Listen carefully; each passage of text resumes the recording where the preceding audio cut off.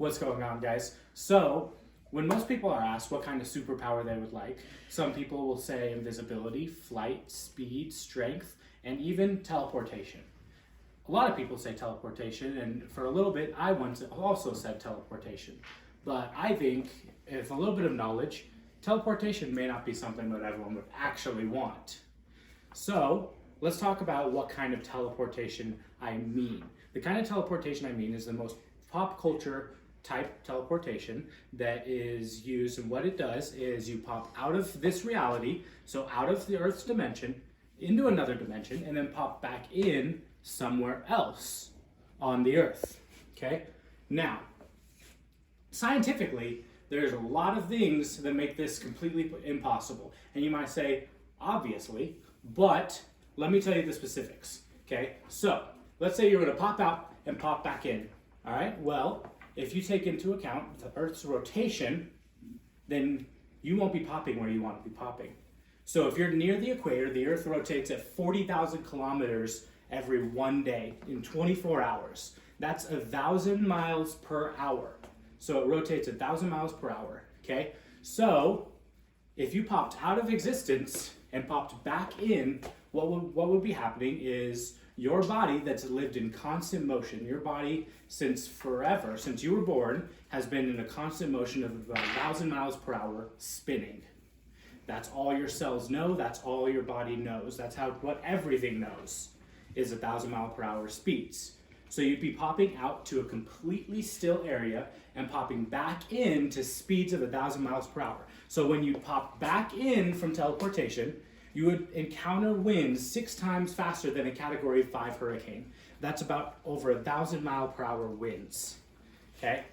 Now, if we also take into account Earth's orbit, then you're looking at the Earth's velocity on its spin and orbit, which velocity is different than speed because velocity takes into account direction. Speed doesn't. Speed means going forward or backward. Velocity can mean going up, down, north, south, east, west, anything. So, let's say I wanted to teleport from here to the North Pole. If I teleported, the velocity of the spin is so different that I would pop out from here, which is Arizona.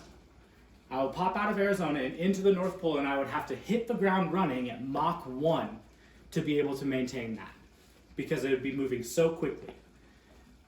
So you could only jump a few kilometers or a few miles, okay? So you'd have to jump a couple miles this way, a couple miles that way. That could be one of the reasons why the famous X-Men Nightcrawler can only jump 3 miles north and south and 2 miles east and west.